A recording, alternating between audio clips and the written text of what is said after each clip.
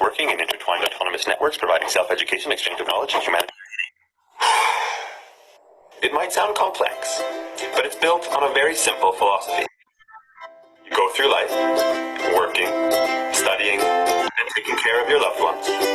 But at some point, you might stop and feel a spark. An urge to not only do good, but to help others as well as yourself. Throughout life, you've had tons of ideas. All of them might not have been the most complex or the most developed.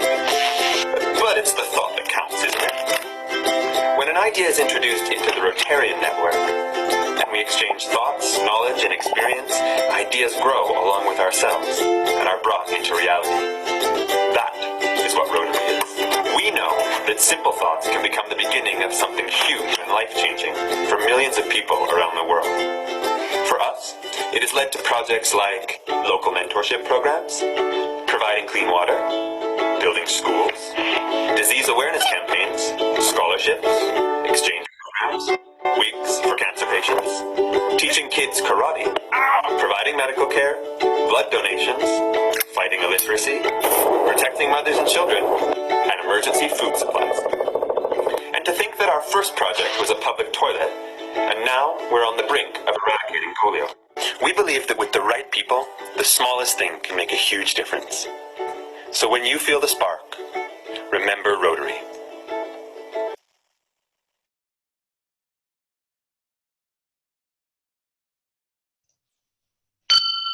Good afternoon, everyone. Welcome to our Rotary Club meeting. Ryan Jacobson here, and thank you for joining us.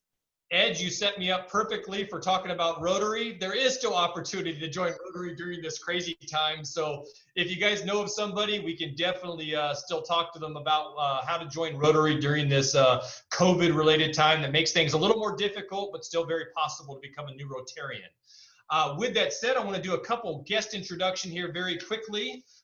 With us today, we have Mike Andrick with the Fig Garden Rotary. We have as a guest of Mona Cummings, Kevin Mayer, who is a real estate agent. With Susan Good, we have Carrie Canalano, owner of Canalano Finske and Associates. With John Richards, we have Robert Dees, retired with the Boy Scouts of America. And Todd, I think you have your son, Matthew, on here. Hopefully he's joined us, so fantastic. We're gonna hear a little bit more about Matthew later on. And with that said, give me 1 second here. I'm gonna check on, I'm checking to see if my guest is, my Zoom bomb of the day is on yet. I don't see him quite yet, so give me a little bit more time. He's gonna join. He didn't know the exact time he was gonna join there, so I'll probably see him jump on here in just a second. But it's one of our local congressmen who's gonna join us for a brief second here. But I will jump to you first and foremost then, my guest, my board guest of the day, and that's Mr. Jeff Rickwell. Jeff, are you on here? Good afternoon, everybody. You are on here. Fantastic, Jeff. Well, we're gonna get to know a little bit more about you today. And so Kaylina's gonna throw up. We got a PowerPoint here to begin with. That's not Jeff there. Right as my dog starts barking. Perfect. We see a beagle right now. That's our office beagle, apparently, because that's Kaylina's dog, Houston. She's very proud of that dog, as you can see. Well, here, Jeff, this looks more like you. This is the cool pasture going on right here. We got the guitar playing pasture. So, Jeff, start off telling us about what you do. Well, that right there is an action shot. I'm the executive pastor at Northwest Church.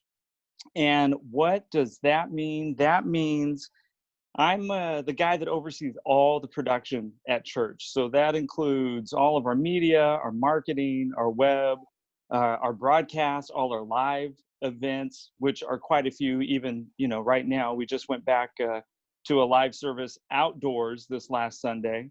So it's pretty busy at church right now. I bet it's been just a evolving of change over the course of the last 4 months. Like all businesses, you guys have been affected just as much, and I know you guys have been trying to figure it out. You also have an extraordinarily beautiful family. We got some pictures of your family here. Would you tell us about them? Yeah, so there's my beautiful wife, Stacy. We've been married for 21 years, and those are my kiddos at our favorite place to be, Disneyland. That's Katie, She's a 2020 grad this year, and her brother, John, who is going to be a sophomore at Clovis High. Awesome. And I got a couple more here photos. Looks like some recent graduation. So you've got 2 shots of Katie. That's right. She graduated Clovis High this year. She does lots and lots of theater, choir. She's got the stage bug like her dad, just like her little brother, John, who you can see dressed up kind of like a tree, but that's actually, that's their winter drum performance. He's a snare player for marching band and all that stuff at Clovis High. So our house is loud often. I bet. And how long have you been a Rotarian now? So I've been in Rotary since, gosh, it'd be August 2006. So a little while. Yeah, no, that's fantastic. And you mentioned as far as the kids there, where did you mention where I might have missed it, but your daughter, where's she college at? So she's going to do Clovis Community for the next 2 years. And then her goal is to get down to, she wants to do Fullerton. She plans on going into entertainment, probably something with Disney. Her uncle is an animator for Disney, so there's a potential foot in the door. So I think both kids want that trajectory. Yeah, that's a really interesting trajectory. That's awesome. Yeah, kind of fun. Exactly.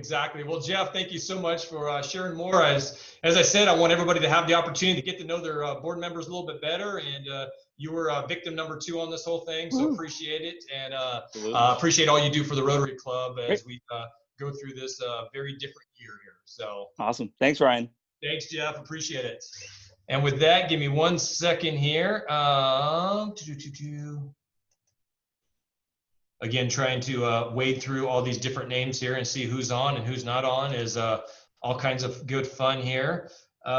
With that, I don't see, let me see, I don't quite see, the time was not quite sure what time it was going to be there. So with that, I'm going to ask my fellow Rotarian here to come on, but you also know him from his other hat that he has on all the time there. But Councilmember Carbasi, fellow Rotarian here in the Rotary Club, is going to be our introducer today of our guest speaker.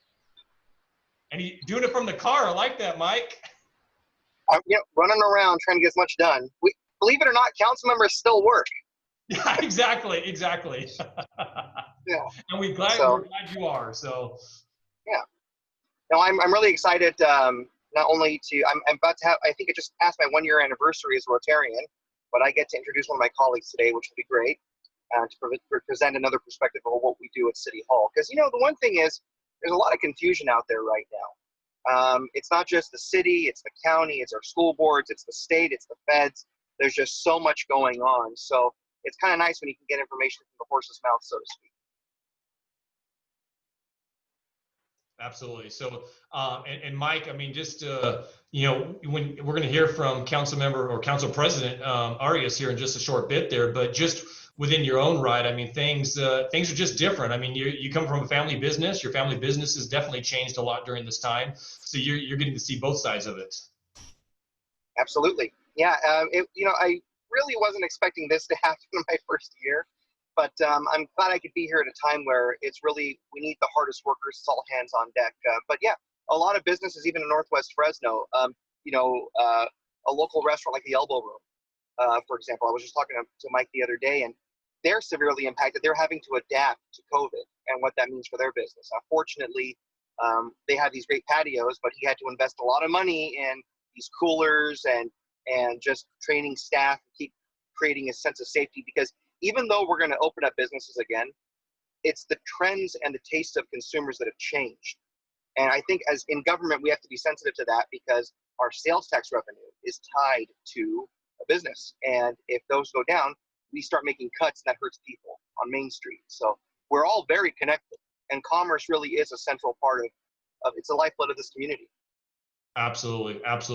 Well, with that then, please go ahead and introduce our guest for today.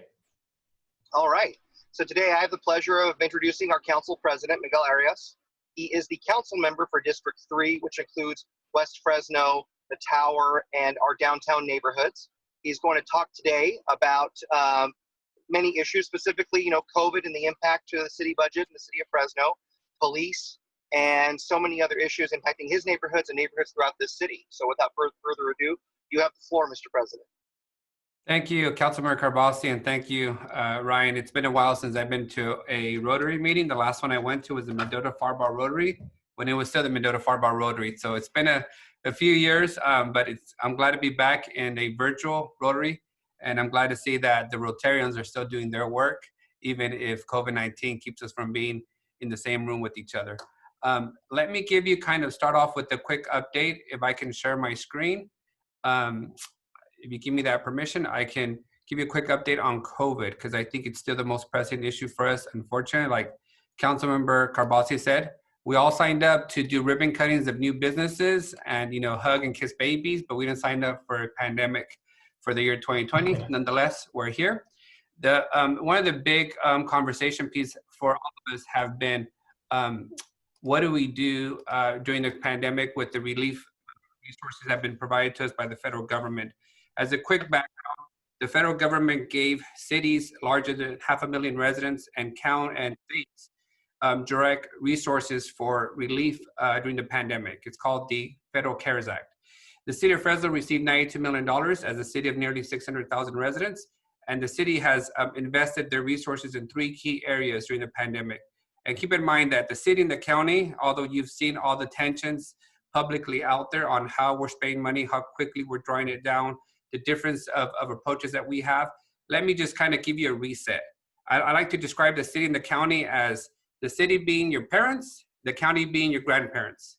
Your parents provide you everyday resources, police, fire, garbage pickup, trimming the trees, cleaning the sidewalks, where the county and the grandparents are a safety net if and when you need something from them.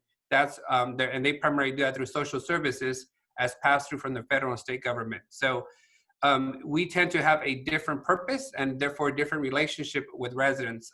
The city tends to be more of your day-to-day interaction with local government. With that said, the city received $92 million. We are spending the resources in 3 key areas: relief for residents, healthcare to deal with the pandemic, and keeping online essential city services ongoing and operational during the pandemic.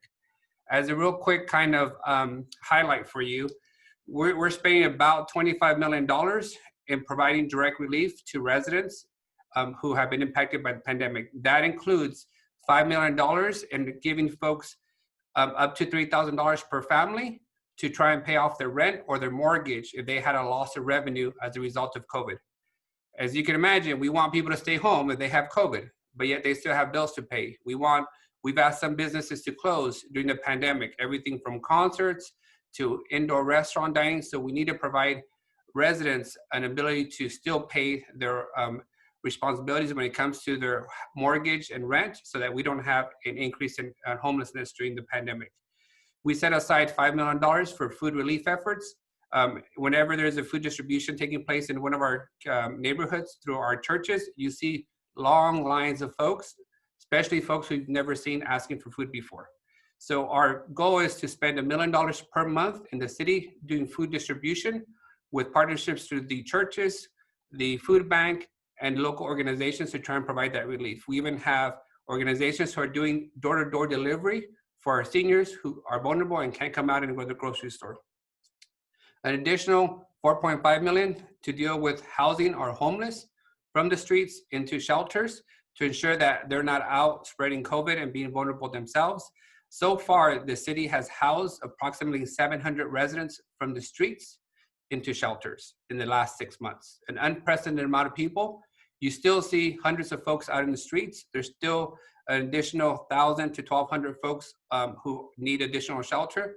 This will provide those resources to secure some additional housing. The city is currently purchasing motels and converting them to permanent affordable housing.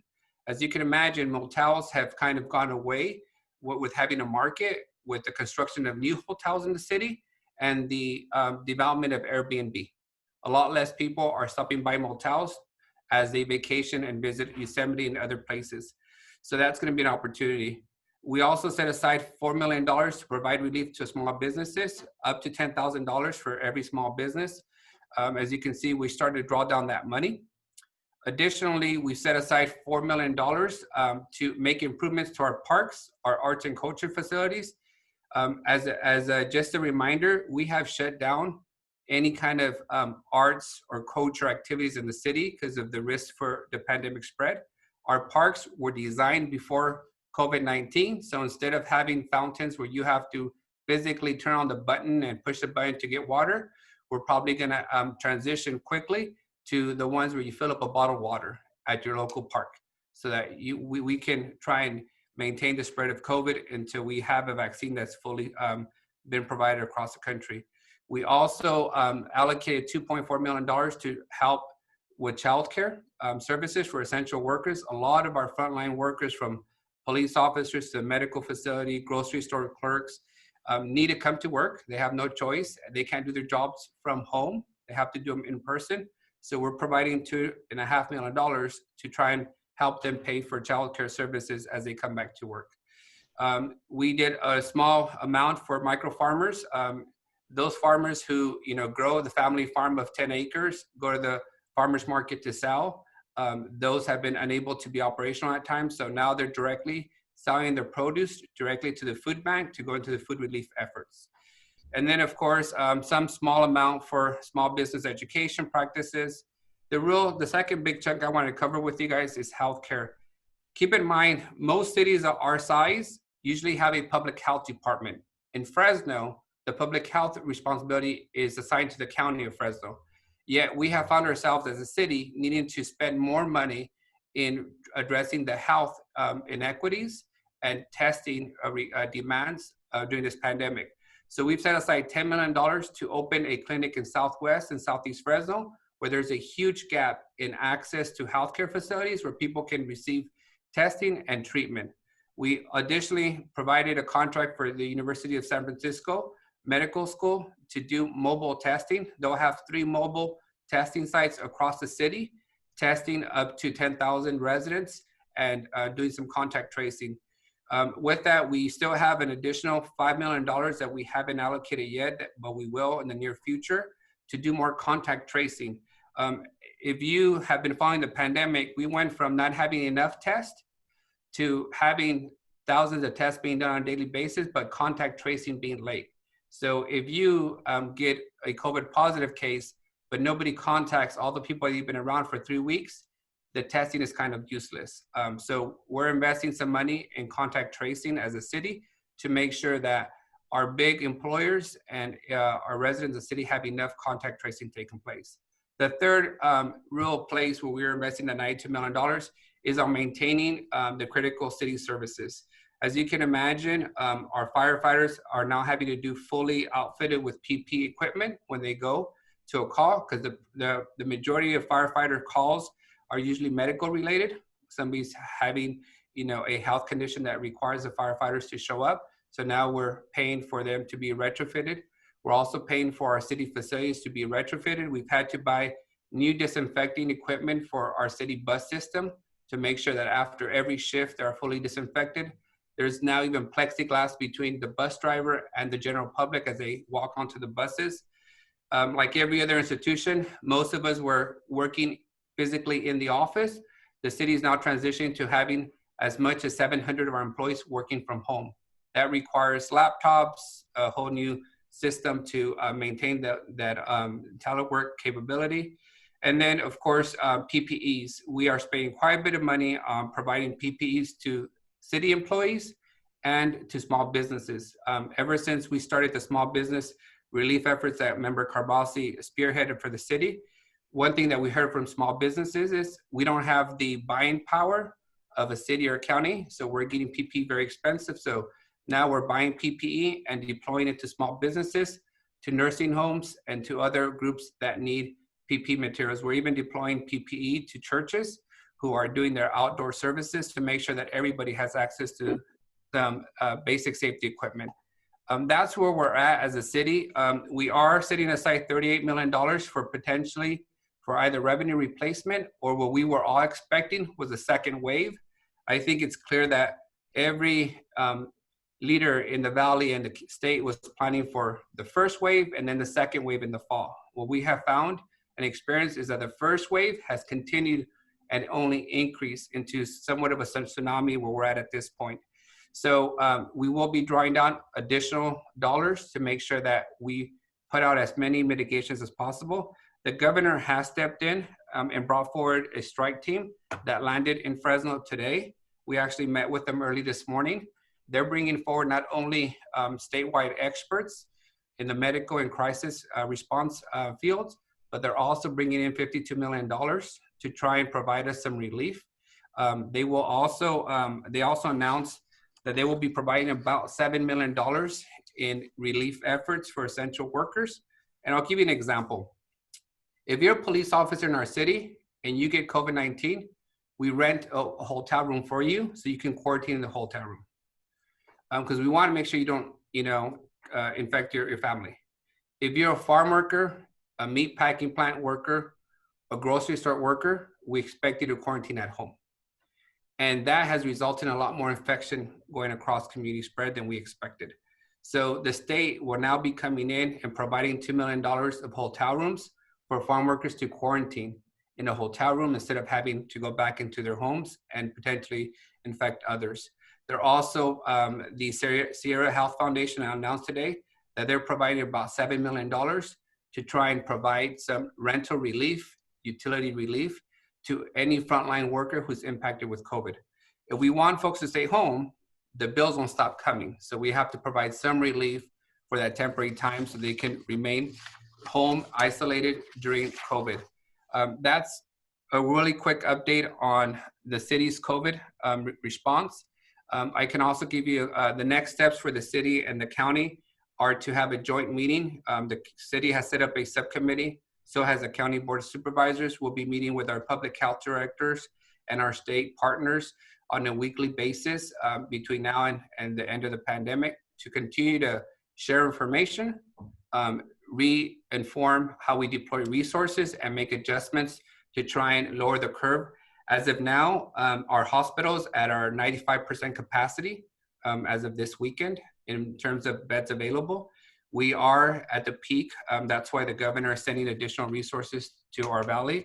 And I think we are all clear that we all have a role in doing this work together and making sure that the parents and the grandparents are on the same page on how we help our respective, families when it comes to this pandemic. With that, I'll transition really quick to an update on the police commission reform. As you may know, this council. Miguel, yes. Miguel, this is Ryan. Do you mind if I break in real quickly? I got the congressman for just a couple minutes here. Of course. And I'm going to jump to him, if you don't mind, and I'll jump to him and then come right back to you. But with us today, I have we've had our weekly Zoom bomb. And, up to this point, I've had all media folks. But today, I'm very excited to welcome our local congressman, TJ Cox. TJ, thank you for joining us today. Thank you so much, and thank you so much for yielding, Councilmember Arias. I very much appreciate that, and thanks so much for all you're doing on behalf of the good citizens of Fresno. But no, thanks so much, Ryan, for having me on today. Happy I just got back from Washington, D.C., where we're actually getting some work done. COVID is absolutely the thing that we are intensely focused on, and we have to over the long term. But just in the last appropriations bills, we scored some big wins. $200 million for the Frank Kern Canal, which is ostensibly the 100% federal share of that. The whole appropriations that have been put out for California water projects will represent the largest appropriations in the last 50 years. So we've got some things to look forward to moving forward with respect to our most critical industry. And some of our most critical workers, are the farm workers. Those are additional frontline workers that are out there. As a Congress, what we knew that we needed to do back in May was go early, go big, and go bold. And we've done that with $90 million basically provided to the city and for the county. And we're really focused on getting those frontline workers tested, traced. In fact, if they are COVID positive, isolated and treated. And everybody should be afforded the same level of care regardless. But we've got some real wins here. And now, what we're looking at is that the first tranche of CARES Act funding has expired. The unemployment benefits have expired. And we passed the HEROES Act over a month ago. And that's being negotiated right now between the House and the Senate to be able to make an extension of those payments to the people that have been laid off, provide more support directly to families, to provide mostly for funding for state and local governments. I mean, these are the funds that are going to make up for that revenue shortfall that Member Arias just alluded to. I mean, somebody's going to have to pay. There's money that's going to be needed to pay our frontline responders, our police officers, our firefighters, right, our nurses, our sanitation workers, and everyone that's so critical to keep us functioning every day. And so I appreciate the efforts of so many of the electeds and communities throughout the district that signed on to a letter that we led advocating for the passage of that. But there's a couple other specific things that we're also doing. And one of the things that we're pushing hard on, and I think it's got 250 or 300 sponsors, is a Restaurants Act, which is basically $120 billion directed to those smaller type restaurants to keep those afloat, because those are so essential to the fabric of a community. And we know that those are been so hard hit by this pandemic, maybe more so than any other collective industry. So hopefully we'll be able to get that passed, but we're still working for people we represent each and every day, and we can be reached out at our offices or through a phone call. We've got a whole COVID resources center on our website, and so we're continuing to work each and every day. We never forget we work for you. So thanks so much, Ryan, for having me on today. Yeah, I appreciate it, TJ, and that's one of the things that I think is the misnomer. August recess. There's not much of a recess. It just means you're working from a little different place right now, and I know it's running all over the district trying to make the connections during this very tumultuous time. Yeah, I know, and I'm doing a bit of self-isolation myself. You probably saw that one of the ranking members, or the chairman of one of the committees I was in, was positive, and I've been very close to him, and so I'm going to self-isolate till I come back with a negative COVID test myself. Yeah, no, absolutely. I bet your staff appreciates that right now, because I know this gets to be a very busy time for them as well when the members in district. So yeah. The boss doesn't have to come in, and so but anyways, we continue to do a lot of work, certainly constituent services and so on. But real happy to be able to make some progress with respect to water, to healthcare, and so on. No, I appreciate it. Thank you so much, TJ, for bombing in today. We appreciate all you do back in Congress for us, and thank you for joining us on the first day of your recess here to hear from the council members. So, well, hopefully we'll be able to see you all face to face before too long, right? So let's stay safe, wash your hands, and certainly practice our social distancing. I appreciate it. Thanks, TJ. Thanks, Congressman. I know. And Miguel, I'll hand it over back to you. Thank you so much for letting me. Thank you. And I do want to thank the congressman. Although he's in the East Coast, we've had multiple calls, 11 o'clock Fresno time and 1 o'clock his time during this pandemic. And each time he picks up the phone and he provides the support that we need. And all the Congress, that represent our valley, collectively, they've allowed the county of Fresno to receive $200 million to fight this pandemic. So when you account for the city allocation, the county allocation, and the state, we have $200 million in resources to try and manage this pandemic the best we can. And that's been a huge relief for us. And I know there's a third portion of some relief efforts going to take place. But as of now, we have the resources that we need. We will have to cross a bridge of what happens in the next budget year. But it is my belief that we have the right resources that we need. We just got to make sure we deploy them out in a timely manner, which for government is always too long. But, we do have to be responsible to the Treasury Department, because they put in one small provision.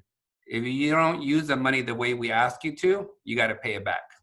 So we're spending a lot of time crossing T's and dotting I's, because the federal government's good about coming back years later saying, that small business grant wasn't exactly written the right way, and we might want some of the fat $5 million back. So with that, a quick update on the Police Reform Commission. It was appointed by the council, with the mayor and I leading the efforts to, answer the question of what kind of public safety do we need as a city. There is some natural things occurring in city government. As you know, we have a new mayor-elect coming in next year. We have the need for a new police chief. We have a labor agreement with the Fresno Police Association that has expired. Those three big chunks typically never occur at the same time. In this case, they have. And at the same time, there's been a call for reforming and making improvements to the police department. And this is a time for us to give community input and experts feedback from the experts on what kind of changes, if any, we should be making to policing in Fresno. I will tell you personally, what keeps me up at night from the police department is our ability to afford the current model.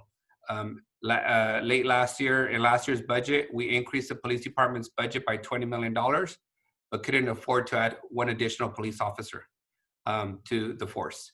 So the money went to salary increases, which our officers need and deserve, settling lawsuits, which are unfortunate, but are part of the process, and equipment. But when you add $20 million to any city department and you don't add one additional personnel, that's not a sustainable system for anybody to maintain, much less a city that doesn't have the revenue in the general fund to generate that kind of increase. So what I'm looking forward is for the experts to, both from the community and police, to tell us what their best thinking is, to look at models from across the country and provide recommendations on how we improve safety in a way that is financially affordable and sustainable for the city of Fresno in future years. So we're hopeful that they will bring us some recommendations by the end of September. At the same time, when the city will be proposing to adopt a final budget for the year after we get some final numbers in terms of sales tax receipts and income receipts from the state. With that, I'll be happy to take any questions if you have any, Ryan. I appreciate it. Thank you, Miguel. For those members out there that would like to type a question, please feel free to type in a question. Additionally, if somebody just wants to raise their hand or ask a question, you're welcome to do that at this point as well. Miguel, I'll just piggyback on, I'll kick off the first question there. You did mention the fact that the police side of things was arguably already unsustainable prior to the COVID situation hitting and prior to the current events that we find ourselves in at this time there. I know we're looking for the models from that, but the council was also working on other things prior to this as well, correct?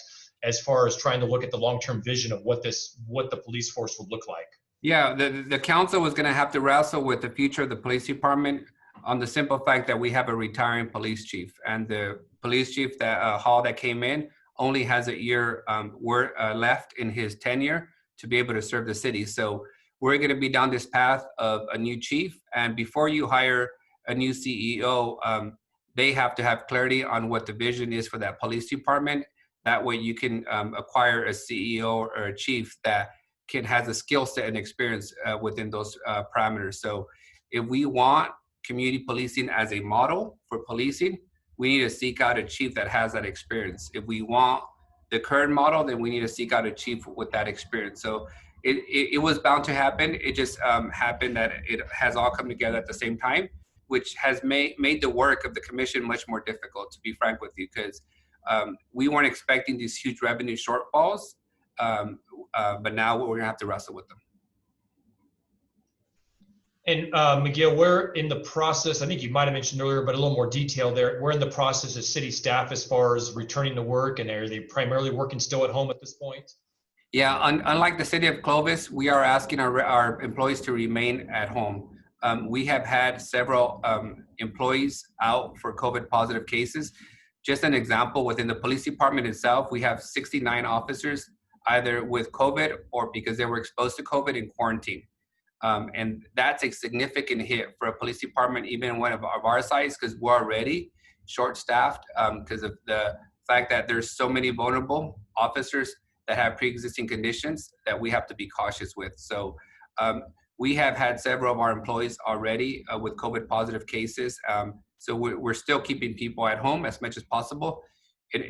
From my view, if you invest millions in accommodating employees working from home, and you don't see a reduction in production from those employees, then keep them at home as long as possible and make it easier for those who have to be here to work here freely. Because we have invested a ton of money in putting plexiglass and everything else.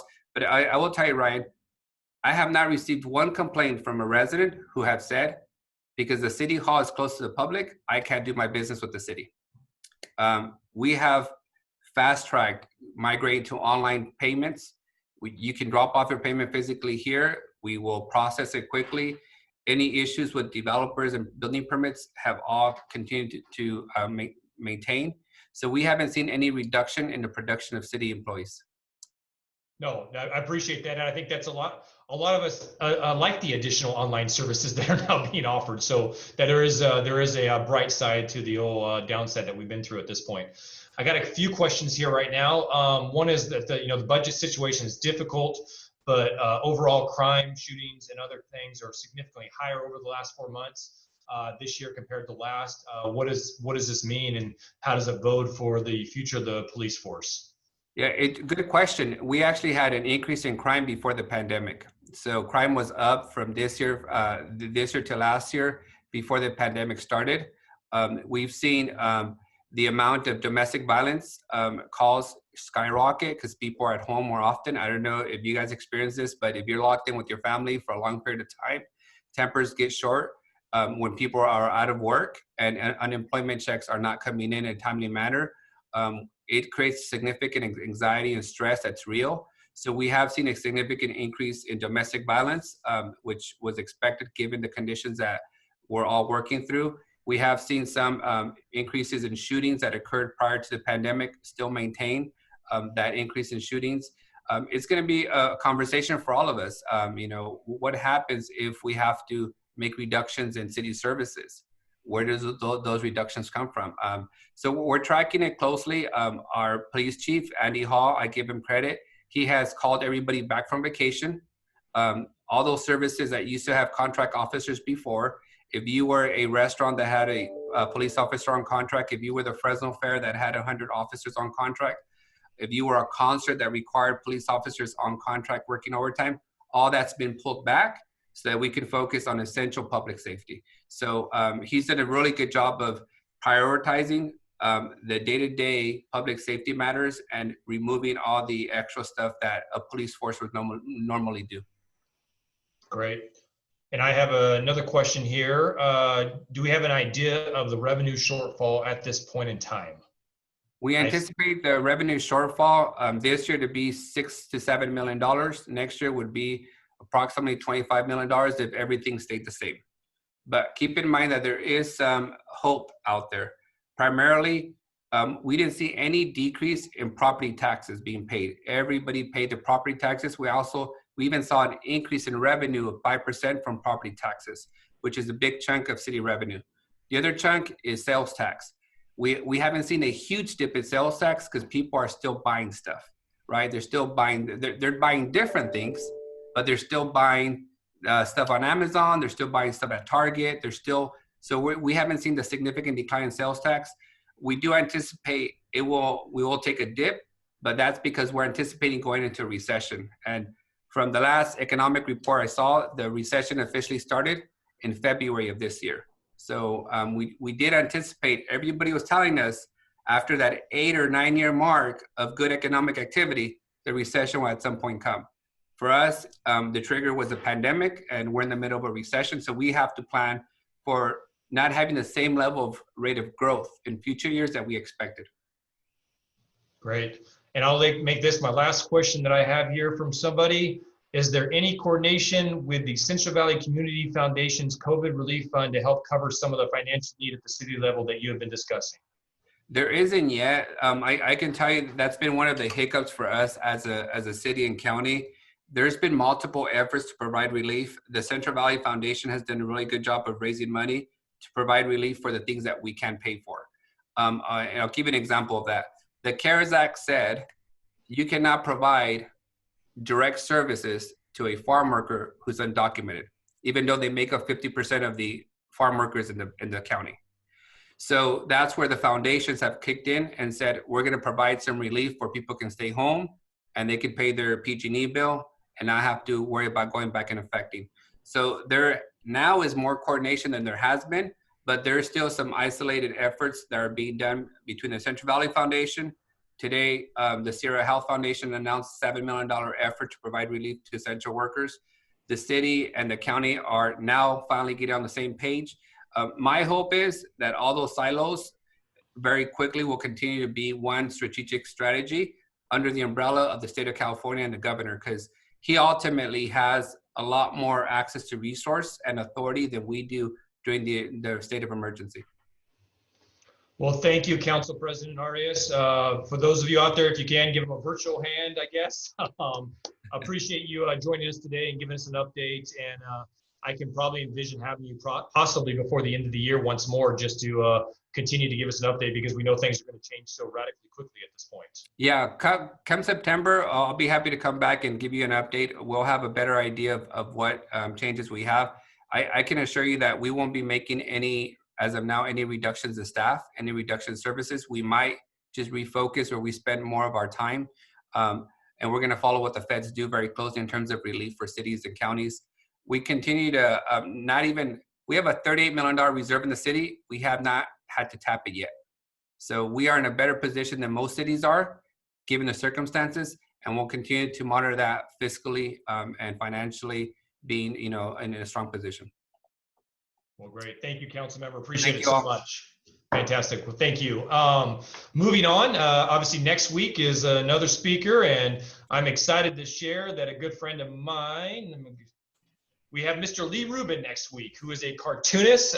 Rubes, the life of a cartoonist, is going to be the subject there, but Lee's Daily Cartoon Rubes is syndicated in hundreds of newspapers and media outlets worldwide, including the Fresno Bee locally. Join in on the fun of hearing from the twisted mind of a genuinely funny creator. And so I wanted to keep things as light as we do on the serious issues there. So Lee is very funny. I'm sure some of you have seen him possibly when he's been to Fresno, I think 3 or 4 times in the last decade or so. He comes and speaks typically at the Fresno Bee there. And so this is an opportunity for us to hear directly what he's working on and how the mind of a cartoonist works there. So look forward to all of you joining me as well. And at this time, I'm then going to skip over to, give me one second here. We are very fortunate today to have with us a Paul Harris Fellow who's going to be recognized. And I'm going to hand it over to Mr. Dick Harrington at this time, who's going to do that presentation. Thank you, Ryan. Today it's my privilege and honor to recognize Matthew Scheller as our newest Paul Harris recipient. Matthew is being named a Paul Harris recipient by his father, past President Todd Scheller. But before I recognize Matthew, let me tell you or remind you about a few things that are going on in the Paul Harris program. Several years ago, the foundation began to focus its efforts on 6 key areas to maximize their impact around the world. These areas are: first, peace and conflict prevention and resolution, such as helping children who have been orphaned, injured, or traumatized by conflict. Second, disease prevention and treatment, such as immunization against infectious diseases like polio. Third, water and sanitation, such as promoting good hygiene habits. 4, material and child health, such as supporting accredited training programs for health professionals. And 5, basic education and literacy, such as providing teacher training and needed classroom supplies. And finally, 6, economic and community development, such as expanding vocational training opportunities. At the most recent Rotary International Convention, they added a 7th pillar, the environment. As time goes on, it's going to be interesting to see what types of projects may be supported by this pillar. Also, it may interest each of you to know that to date, members of our club have contributed $1,458,000 to the Rotary Foundation and have made 1,057 Paul Harris certificates. Matthew, and I know Matthew's on, Matthew, on behalf of the trustees of the Rotary Foundation and the Rotary Club of Fresno, it is my privilege and honor to recognize you as the 1,058 Paul Harris Fellow. Congratulations and thanks to President Todd for naming Matthew a Paul Harris Fellow. Congratulations. If either one of you would like to make a couple comments, that'd be great. Yeah, thank you, Dick. Appreciate that. I'll take the lead there. Matthew does have his framed Paul Harris Fellow with him. Yeah, happy to provide Matthew with the Paul Harris Fellow. It's certainly an honor of mine. This young man finished last semester with a 4.1 GPA, finished his junior year at kicking. Now he's going to start his senior year with COVID, obviously all online. Really helped the Rotary Club of Fresno out, doing 5 videos for us on our nonprofit grant awards. And, it's kind of that thing that, mom and dad really push him into a job, and we're trying to get him into a job and do all this fun stuff. Well, he goes out and gets a social media marketing specialist with a clothing manufacturer in New Jersey. Go figure that. So yeah, he's actually getting paid to do all that stuff with a company that's all the way across the United States. So very proud of this young man. Looking forward to the senior year and what's beyond that. And President Ryan, you can certainly ring that bell for me to recognize Matthew as a Paul Harris Fellow. I am happy to do that. I mean, what are we talking, twice maybe? 2 times, buddy. Outstanding. Congratulations, Matthew. Congratulations, Matthew. Yeah, congrats, Matthew. Appreciate that. And it's a great time again to recognize all that Todd's done for our organization. Todd, we appreciate all you've done, and thank you so much for helping to pass this on to the next generation. You bet. And with that, guys, that is it. We appreciate all of you joining us today. Hopefully you enjoyed it and it was informative. Be back next week for some more fun. And for those of you who want to stick around and chat a little bit more, you're welcome to do so. But with that, meeting adjourned.